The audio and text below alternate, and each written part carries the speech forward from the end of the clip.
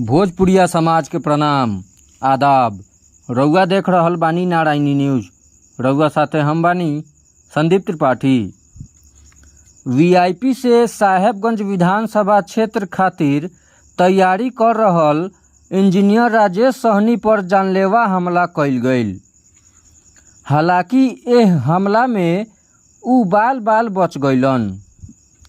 रोड़ाबाजी से उनकर स्कॉर्पियो पर केतना जगह निशान हो गइल।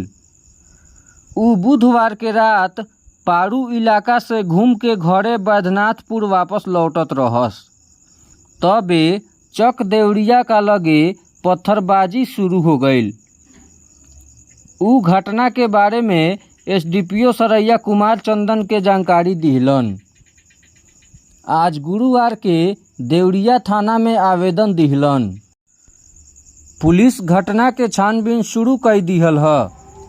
बाकी का तो ई राजेश सहनी के दावेदारी के बाद केकरा ज्यादा हैरानी परेशानी हो गइल बा, इहो जांच के विषय बन रहल बा। देखिए, मैं अक्सर 4 बजे में निकलता हूँ विधानसभा क्षेत्र में भ्रमण करने के लिए और देर रात तक मैं भ्रमण करता हूँ। इसी क्रम में आज मैं सर्वप्रथम मैं कटारू पंचायत में था। कटारू पंचायत में मेरा 5 से 6 जगह बैठक था और कटारू पंचायत से निकल के मुझे आना था नया टोला के पास। तो मैंने क्या किया, कटारू से मैं बांध पे चढ़ा और मुझे हुसेपुर नया टोला के पास आना था, वहाँ भी कार्यक्रम था। इसी बीच उस्ती पंचायत के चकदेवरिया एक गाँव है जो बांध पे बसा हुआ है। जब मैं उस बांध पे से मैं आ रहा था, बांध पे मैं मेरी गाड़ी चल रही थी, तभी ड्राइवर साइड से जोरदार एक आवाज़ आई।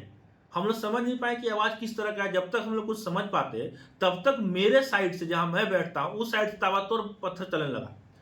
तो मैंने ड्राइवर को इशारा किया, गाड़ी बढ़ाते रहो। मुझे 1 सेकंड में ऐसा लगा कहीं फायर तो नहीं हो रहा, कहीं गोलियां तो नहीं चल रही, क्योंकि पत्थर का आवाज़ उसी टाइप का ढमाढम लगने लगा। तो मैंने ड्राइवर को बोला कि आप आगे गाड़ी बढ़ाइए। और जब थोड़े समय के लिए मैं गाड़ी रुका हुआ था तो मेरे तरफ से बांध के नीचे से 4 या 5 मैं सर देख पाया, क्योंकि मैं बांध के ऊपर मेरी गाड़ी थी और मैं गाड़ी में बैठा हुआ था। तो नीचे से अंधेरे में सर देख पाया कि 4 या 5 सर जो थे वो मेरे तरफ आ रहे थे। लेकिन मैं ड्राइवर को मैंने कहा कि तेजी से यहाँ से गाड़ी भगाइए, और वहाँ से बाल हम लोग बच्चे और वहाँ से निकले। कहीं ना कहीं मानसिकता ये थी कि पत्थर मार के पहले ड्राइवर को घायल किया जाए, गाड़ी रुक जाए, गाड़ी रुकने के बाद हमला किया जाए। देखिए, मैं हर दिन का मेरा ये शेड्यूल रहता है कि मैं विधानसभा क्षेत्र में मैं कहीं से भी घुसूं, पर मैं आता हूं बांध की तरफ से। कहीं ना कहीं एक रास्ता ऐसा कंफर्टेबल मुझे लगता है कि मैं बांध की तरफ से मैं हर दिन वापस आता हूं, और मेरा जो भी वापस आने का जो समय रहता है वही रात का समय ही रहता है। आज भी मैं वापस के क्रम में था। मैं अभी किसी के नाम तो नहीं ले सकता क्योंकि मैंने चेहरा नहीं देखा, मैंने सर देखा। मैं 98 साहेब विधानसभा से तैयारी कर रहा हूँ। आप जानते हैं कि मैं माननीय सुप्रीमो के आदेश पर मैं महागठबंधन के समर्पित उम्मीदवार की हैसियत से मैं तैयारी कर रहा हूं। पर मैं किसका नाम लूं? अभी मैं किसका नाम लूं जब मैंने देखा ही नहीं। पर ये दुखद है किसी भी प्रत्याशी के लिए, चाहे मैं हूं, चाहे इस विधानसभा से जो 5 या 6 प्रत्याशी तैयारी कर रहे हैं। क्या मतलब है कि कोई प्रत्याशी अगर रात को भ्रमण कर रहा है, अपने लोगों के बीच जा रहा है, तो उस पर आप जानलेवा हमला कीजिएगा। ये लोकतंत्र की हत्या है, ये प्रजातंत्र की हत्या है।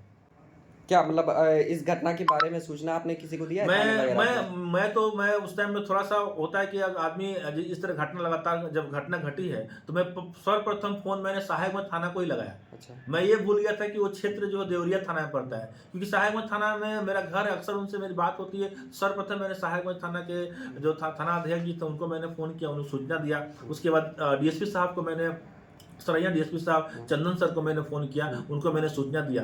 अभी मैं आवेदन लिख रहा हूं। अभी देवरिया थाना इंचार्ज से मैं बात करूंगा, अगर कहेंगे तो मैं अभी जाकर उनको आवेदन दूंगा, नहीं तो कल सुबह आवेदन दूंगा। जी, अपना एक बार परिचय दे दीजिए। इंजीनियर राजेश कुमार सहनी, वर्तमान में जिला परिषद सदस्य हैं, क्षेत्र संख्या 1 से। वीआईपी पार्टी के प्रदेश प्रवक्ता भी हैं। 98 साहेबगंज विधानसभा से वीआईपी पार्टी की तरफ से विधानसभा की तैयारी भी कर रहे हैं। रउआ सभे नारायणी न्यूज के लाइक करी, सब्सक्राइब करी।